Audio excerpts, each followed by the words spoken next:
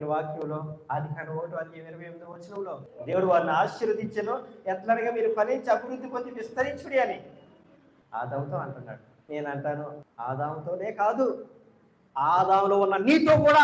ఆదాము నుండి అవ్వ నుంచి వచ్చిన వారే కదా. సో వారిలో మనం వచ్చాము అంటే అప్పటికి మనం వారిలో ఉన్నట్టు కదా. దేవుడు నన్ను అభివృద్ధి చేయట్లేదు అనుకుంటున్నావు. దేవుని ఉద్దేశం అది కదమ్మా. ఎప్పుడో అనాది ప్రణాళికలోనే దేవుడు మాట్లాడేశాడు కదా. ఆదాములో ఉన్న మనతో మాట్లాడు, నువ్వు ఫలించాలి, నువ్వు అభివృద్ధి పొందాలి, నువ్వు విస్తరించాలి అంటున్నాడు. అది నీ వాగ్దానం, అది నీ వాగ్దానం. అది పట్టుకుని మన ధైర్యంగా ఉండి, నా ప్రభు ఇది మాట్లాడాడు కదా అని నిలబడకుండా, దేవుడు నన్ను ఫలించలేదు, నేను మూడు బారిపోయాను, మూడు బారిపోయే విధంగా దేవుడు చూస్తున్నాడు, నేను ఎండిపోవడం దేవుడు చూస్తున్నాడు, దేవుడికి అది ఇష్టమైందేమో అనుకుంటున్నాం. అయ్యో బిడ్డలారా, అది కాదు దేవుడికి ఇష్టం.